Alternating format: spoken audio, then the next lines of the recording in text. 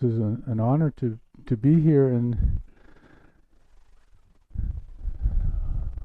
our Zendo, my first occasion to actually be at the front of the room instead of sitting so wonderfully comfortably and happy in this great space we created. So, good morning. I'm going to speak this morning about Dharma in the context of manifesting Kanzeon, Kuan Yin. So first of all, an admission. Over the last number of weeks, including 4 weeks in Mexico, I've taken some notes and done some readings in preparation for this talk. Friday night, after getting back from a short trip with friends actually up to Harrison Hot Springs, I sat down to put some order to these thoughts and inadvertently hit a button on my keyboard. My files disappeared. And for some reason, the switch for automatic save hadn't been triggered. So all my notes, poof! Great lesson in patience.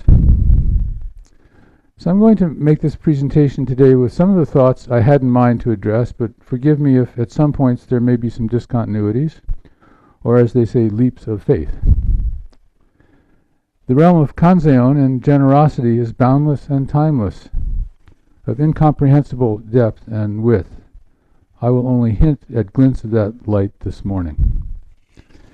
I'd like to try to connect some of the thoughts and investigations that Rezala, Tallis, Ken, Desiree, and Hannah, and others have brought to this discussion of the paramitas, with the focus towards dana, or generosity. We each chose our topics independently, and certainly not with any ordered intent. Ken's comments on Buddha's lists of 10 and their inherent inability to linguistically evidence their reflections and interpenetrations is front and center with these 6 or 10 paramitas. They are certainly not a step-by-step process or hierarchy, but more akin to the image of the net of Indra, in which each element reflects the other and illuminates each in multiple ways and directions. What I'd like to try to do today is connect the idea of dana, the paramita of generosity, with its embodiment in our lives in the framework of our Zen practice through the great Bodhisattva of compassion, Avalokiteshvara. 2 examples here in front of us, one in our Buddha hall. She, he, because depending on which country, which temple, she can or he can be either or both sexes. She who sees the suffering of the world. As the exemplary practitioner of Prajnaparamita, great wisdom, whom we embrace when we chant, as we just did, the Heart Sutra, and how she so generously offers the Dharma and all its embodiments, and simultaneously removes those assurances, to manifest in each of us. With thanks to Noman Tim's talk last month on the Heart Sutra, when referencing John Blofield's story, which I then kind of read, of asking, this happens early in John Blofield's career, early on in China, he asked the Bodhisattva statue, a Kuan Yin statue, if she was real. And he heard a clear response. And that response was, "Look not for my reality in the realm of appearances or in the void. Seek it in your own mind. There only it resides." How do we recognize, find, and train ourselves to cultivate this and the other perfections in our lives? Avalokiteshvara, Kanon, or Kanzeon in Japanese, or as Guanyin in Chinese, is regarded as the mother of all Buddhas. And in Japan, Kuan Yin is considered to be a Buddha. We recognize him, her, in our meal chant as the 9th and final Bodhisattva Mahasattva when reciting the Buddha's 10 names. And as Rezala reminded us in her introductory talk on dana, when we sit in the lap of the Buddha, there is no separate self. sitting in Buddha's lap, Kanon's lap, sitting on our cushion in the perfection of meditation, prajnaparamita. There is no separate self, nothing to hold on to. The inherent generosity of our interconnected beings always provides oryoki, or just enough. The name Avalokiteshvara is translated as the one who sees the cries of the world. She hears all painful cries for help and has the wonderful ability to help all beings in danger and misfortune. According to one prominent legend, as he was looking down at the suffering of the world, her head literally blew apart from pain of absorbing all that suffering, and her spiritual father, Amitabha Buddha, put the pieces together of her head as 9 new heads, and his wish to help all beings caused the body to grow 1,000, an immeasurable number of arms, with an eye in the palm of each hand. And with her many eyes and her hands, each with an instrument of helping, Kanzeon perceives the suffering of all beings, and can act to free those suffering beings without limit. Taigen Dan Layton, in his primary text, Bodhisattva Archetypes, briefly summarizes this vast toolbox. Many of the hands hold tools and implements including Dharma wheels, lotuses, Buddhas, jewels embodying the sun and moon, as well as ropes, axes, swords, mirrors, rosaries, vases, conchs, books, willow branches, bows and arrows. These 1,000 hands and eyes represents Avalokiteshvara's practice of skillful means, compassionately assisting beings by whatever methods could be effective, using whatever comes to hand as needed at that particular moment. So I'd like to begin this presentation with a little story about my personal interaction and relationship with Kanzeon, and making him/her part of my daily breathing life. Before I formally started practicing Zen, maybe 14 years ago, I spent a weekend at the San Francisco Zen Center. I spent actually a day at the San Francisco Zen Center as part of a weekend visit to San Francisco for the first time. I went over for the Saturday morning tea. And there I met a monk named Joan Amaral, who had just completed a 7-year stay at Tassajara. Hearing my background in farming and construction, she invited me to come to Tassajara. I had no background or experience of Zen or focused meditation, so when I got home I decided to return to the Zen Center for a few days for a mini residency to see how it felt to practice. 3 things happened during my stay, my 4-day stay. On the first morning, I woke up and, responding to the booming Han, sat for services in the Zendo. I felt at home, which was a remarkable experience since it was just a little plywood cubby in the basement. Then, during morning practice and at other regular services, I experienced the chanting of the Enmei Juku Konangyo, the 10 Sutra chant for protecting life, which, by the way, is part of our services, but only 3 of our 5 morning services, so most of you have probably never chanted that chant or heard the Mokugyo. I was really taken by the drumming and the kind of pace of the presentation, and puzzled why it got faster and faster towards the ending. Next, during one of the evening dinners, I sat with an older woman who I hadn't met before. And it turns out it was Zenke Blanche Hartman, who it turns out her image is at our entering altar, a guiding spirit for our practice. She's the primary Zen sewing teacher, and subsequently the first female abbot of the Zen Center. During that dinner, she asked me where I was from, and I told her the Skagit Valley. And she said, "Oh, you must go up and visit the Sangha at Red Cedar in Bellingham," which I did, and I've kept coming back ever since. The third thing that happened apropos of this morning's offering is one afternoon I saw Monk Amaral, and she asked me if I'd like to sit with her and Zenke Blanche, her teacher, in the Buddha Hall and chant the Enmei Juko Kanangyo with the magical Mokugyo, which we did for some period of time. I do know it was more than 7 times, which is the usual time we chanted in our services. It was probably more than 21 times, but I know we chanted for a long time. I can report that I felt the spirit of that sutra deeply entering my body.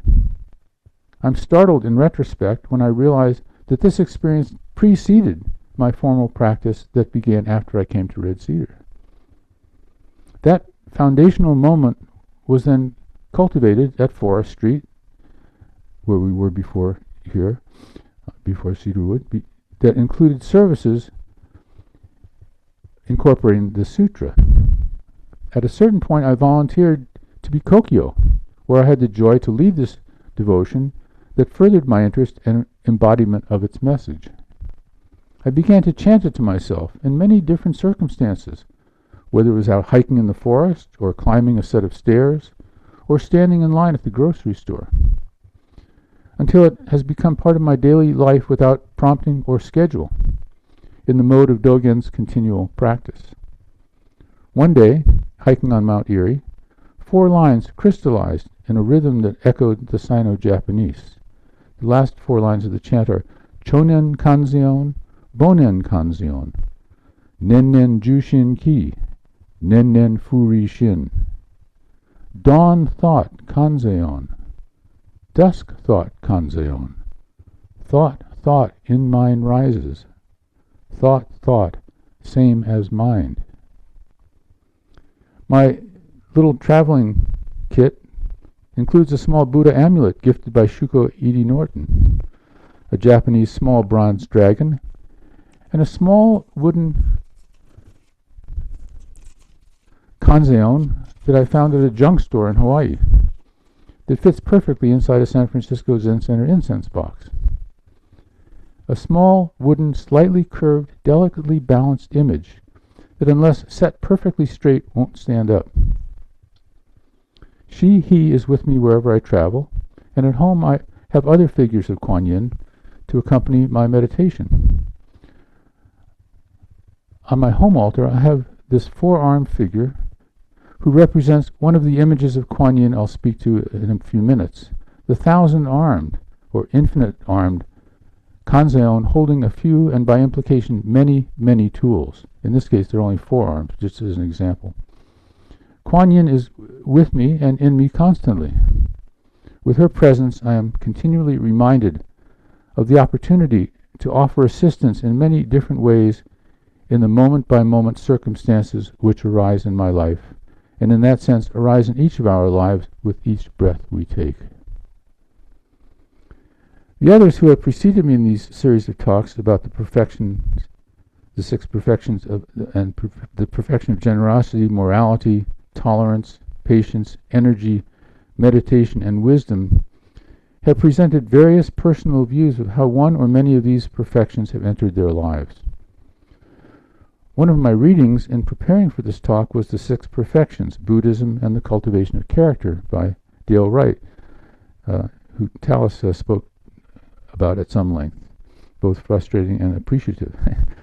Wright proposes that if there is a purpose to our practice, or a philosophy of practice, it's of deliberately shaping the kind of life we wish to live, and shaping how we respond to the opportunities each moment presents in this life. It is continuous training, in the way we use the word practice, say, of a physician, as a continuing effort, constantly encountering new challenges and ways to understand the thusness of this moment. It's very helpful that he looks upon the word perfection to remind us that our studies and considerations are not goals to achieve or ideals to reach, but rather they offer various ways and opportunities of training ourselves to be more open, receptive, and patient in response to the suffering and needs we encounter each moment, whether they are external or internal. The ultimate aim of these practices, particularly giving, is to cultivate and encourage our compassion, what Wright calls a particular form of human excellence. Without constant attention and diligence, our tendencies toward greed, possessiveness, hate, and delusion will distort our awareness of and relationship with our interpenetrated reality. Consistent with Suzuki Roshi, Wright proposes that our training and practicing generosity, for instance, is enlightenment. Practice is the path, and the path is enlightenment. Just moving along this path of self-cultivation by developing the 6 paramitas is the very meaning of enlightenment. But this is not self-improvement. In the consumer-based cultural way we are bombarded with every day. This is not making ourselves better in some image of who we think we are, or who we think we could, should, or ought to be. No, this is a practice directed towards more finely honing ourselves to help others, assist others across in small or perhaps large ways, to the other shore of non-obstruction, a recognition of our impermanence, moving along the path of bodhicitta that requires constant effort. There's no final outcome, no moment where, I've gotten there. Nor does it allow us to forget that our path is continually evolving, changing, and responding to the moment at hand. One of the characteristics of Buddhism is that it provides us numerous images, whether of the Buddha, Manjushri, Samantabhadra, Avalokiteshvara, to provide a physical sense that these perfections occur in this physical samsara world. For us in Zen Buddhism, and in Buddhism generally, the most prominent bodhisattva image is of Kanzeon, she who sees the suffering of the world, the figure of compassion, and in that sense of generosity. Non-judgmental, unqualified, unlimited, and boundless, whether for the infant child or the most hardened criminal, is accepted with all his or her faults. In our Zen literature, there are collections of pithy stories called koans, with commentaries and accompanying verses that help us appreciate in our own ways our understanding of selflessness, impermanence, emptiness, and the interpenetration of all phenomena. A koan about bodhisattva responsiveness and skillful means, upaya, occurs in 3 of these volumes, which itself is a statement of how seminal and important her figure is. The Blue Cliff Record, Case 89, Ungan's The Whole Body is Hands and Eyes, and the Book of Serenity, Case 54, Yunyan's Great Compassion, and Dogen also includes this koan in his 300 koan collection, The True Dharma Eye, Case 105, The Hands and Eyes of Great Compassion. Text in all 3 volumes is essentially the same story. This koan has 2 characters, Yunyan and Dawu, who, depending on the story, were senior and junior teachers or brothers, but certainly close Dharma companions. Yunyan asked Dawu, how does the bodhisattva of great compassion, Avalokiteshvara, use so many hands and eyes? Dawu said, it's just like a person in the middle of the night, reaching back in search of a pillow. Yunyan said, I understand. And Dawu said, how do you understand it? And Yunyan said, all over the body are hands and eyes. And Dawu said, what you said is roughly all right, but it's only 80%. Yunyan said, senior brother, how do you understand it? Dawu said, throughout the body are hands and eyes. 2 key issues. First, the effortless and thoughtless reaching for the pillow. No thinking, no consideration of effort. Unimpeded, unobstructed action. In the same way, when we reach out to offer dana, whether actively or passively, there is no exertion, no effort. How can we see in the dark and know where the invisible is located? One of the characteristics of a practitioner in the bodhisattva way is to operate within a universe where the 5 senses operate as one entity. Eyes and hands. Are there other organs? There is no obstruction and hindering among the sense receptors. Some commentators assert all over or throughout are both mental constructs. Giving is an open tube. How can we train ourselves to act beyond the divided body? One commentary says, if your whole body were an eye, you still wouldn't be able to see it. If your whole body were an ear, you still wouldn't be able to hear it. If your whole body were a mouth, you still wouldn't be able to speak it. And if your whole body were mind, you still wouldn't be able to perceive it.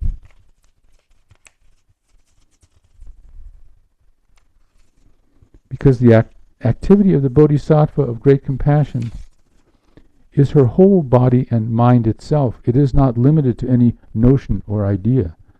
Yourself or others asking the question, in the first place, says one commentator, is 1,000 miles from the truth. Answering only serves to compound this error. This is reminiscent of the line from the Heart Sutra that in the perfection of wisdom there is no knowledge and no attainment. One aspect of viewing this koan is that if we are thinking about hands and eyes, if we are thinking about compassion, then we are still removed from its deliverance. True dana is free of obstruction, free of mental processes, mentation, free of self-consciousness. Buddha's teachings have always recognized that the senses defined as individual senses are an illusion, and that all of our senses are constantly working together in one body and one moment to respond to what arises. I've always been fond of a line by the poet Charles Olson where he says, "We do what we know before we know what we do." An outcome of our practice that we can experience is that our body is capable of doing things before thought enters into the equation, that our bodies respond before we know that our bodies are responding. When we avoid, say, a splinter coming towards our eye, or when we driving, we turn from a pothole before we think through that we need to turn away from that pothole because it will hurt our tire or cause an accident. This is doing what we know before we know what we do, and this notion of hands and eyes, either as external elements, as it were, or internally driven by internal elements, is still in the realm of thinking about and not allowing our response to organically address the situation at hand. Who is grabbing that pillow?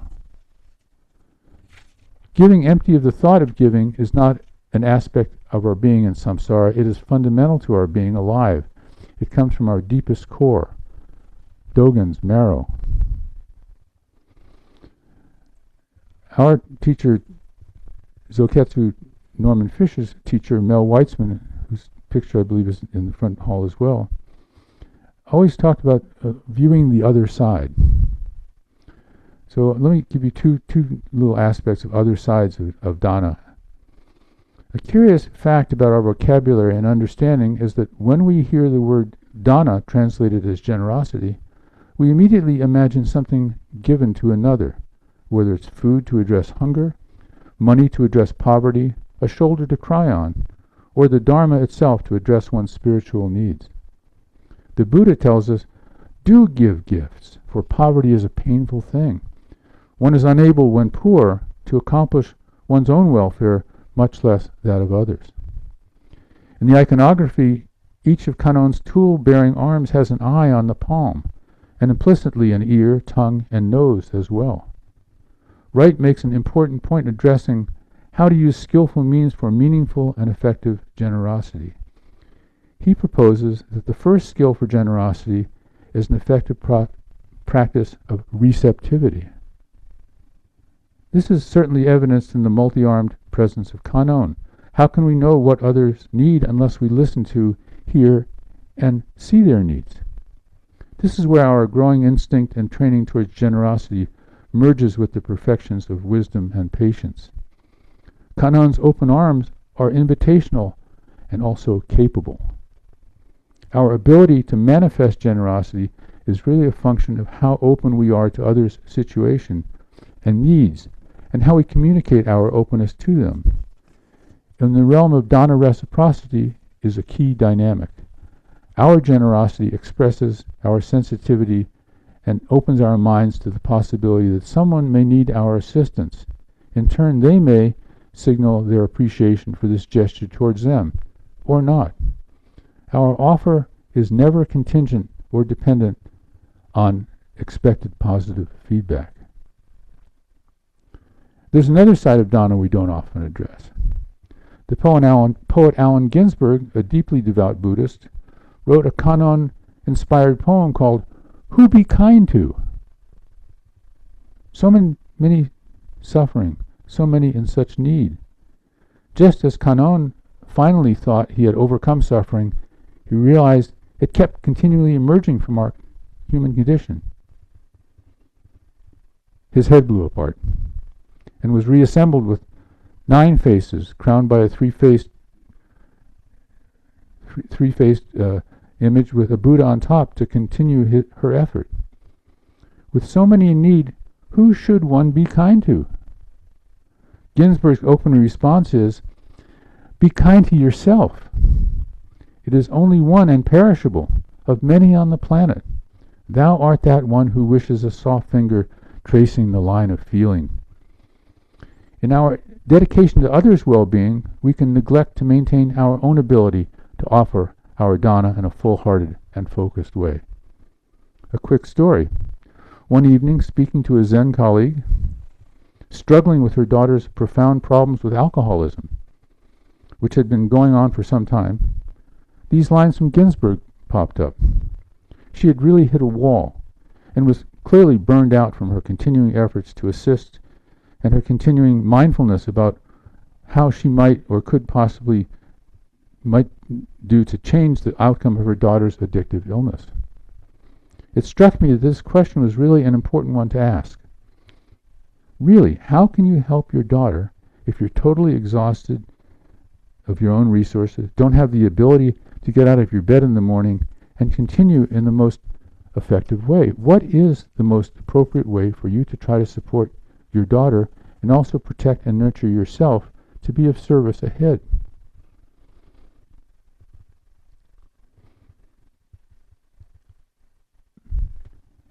For her, this was a kind of breakthrough, a recognition that she had to take care of herself in order to respond skillfully.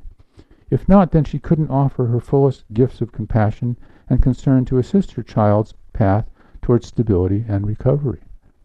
And in telling this story, I realized that my dana of advice led to a renewed generosity towards herself and her daughter that might not have manifested otherwise.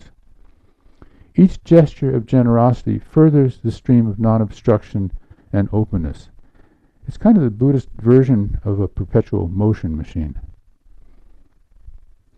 An important note in Zoketsu's daily generosity exercises in the world could be otherwise is, quote, do something every day for your health and well-being, meditation, exercise, healthy diet. So remember, be kind to yourself. Your best efforts are needed each breath. Taigen Leighton's book reminds us that we experience bodhisattvas and their selfless generosity on at least 3 explicit levels. The first is the mythic presentation, such as the 1,000 kanons in a hall that John Wiley and Hannah Sullivan and I experienced in Nara. I can't remember if it was 1,000, but there were a lot. And each one was different, each fully embodied and larger than life.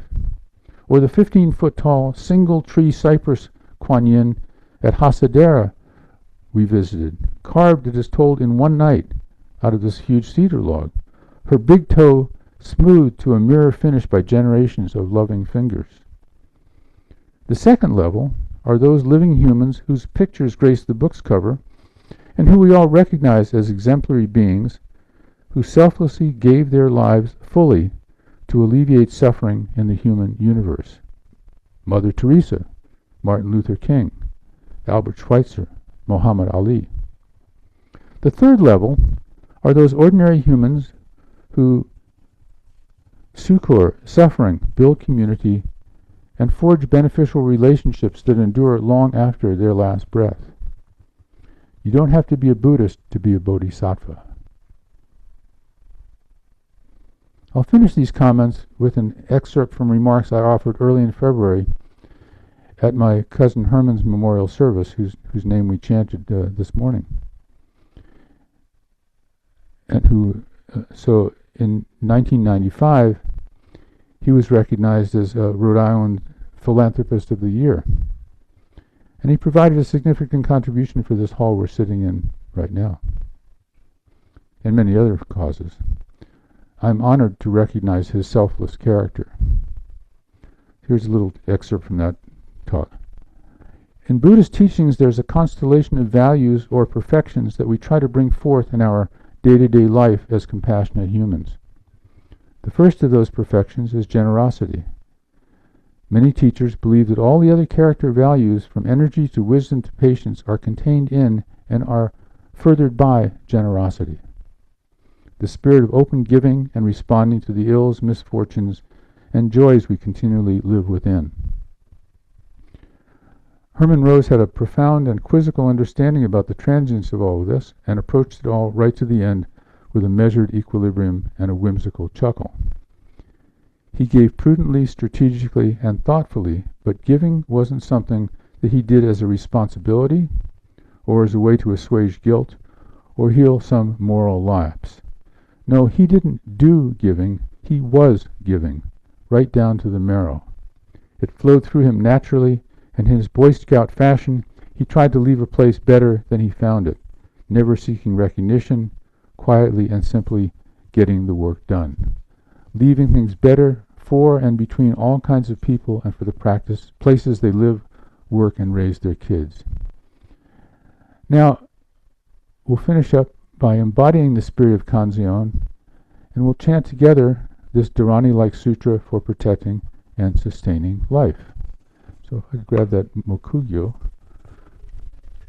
Yeah, you can go, yeah.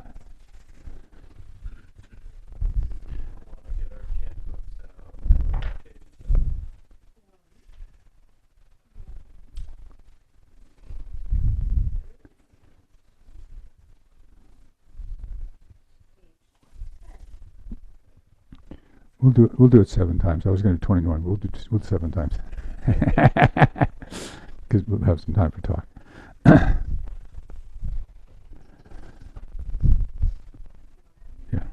Yeah.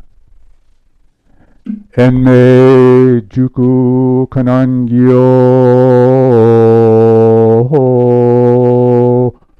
Kanzeon namu butsu yo butsu en yo butsu en buposo en joraku gajo chonen kanzeyo bonen kanzeyo nennen jushin ki nennen furishin Kanzeon namu butsu yo butsu en yo butsu en buposo en joraku gajo chonen Kanzeon bonen kanzeyo nennen jushin ki nennen furishin Kanzeon namu butsu yo butsu en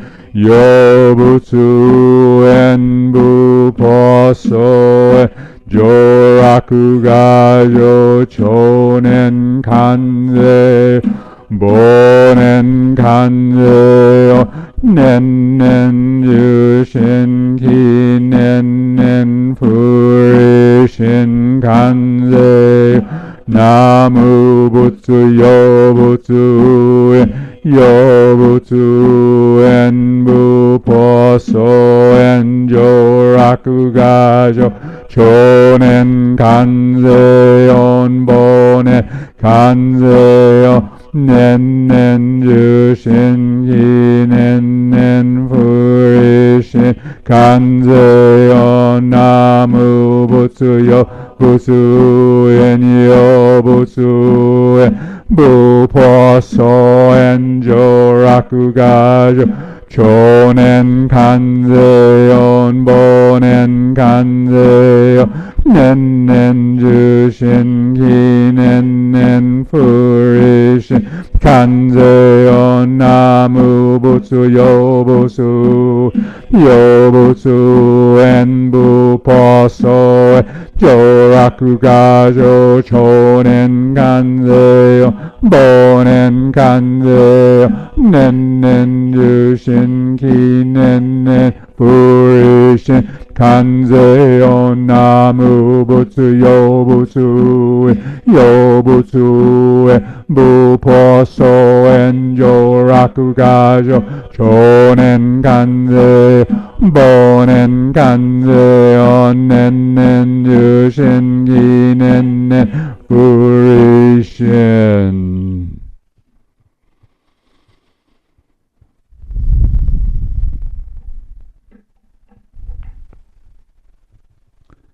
So I think we have a few minutes. How are we doing for time? Do you have a watch? So maybe you should do this as a group as a whole rather than breaking down to a small group. So a couple of questions that posed to me thinking about this talk and its conclusion.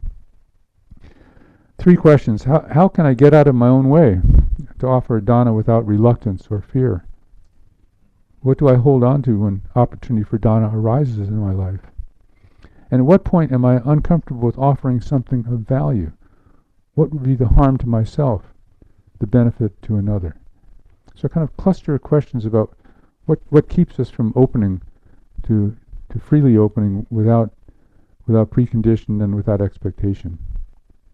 And so I open it up to the floor for response, to think that through a little bit.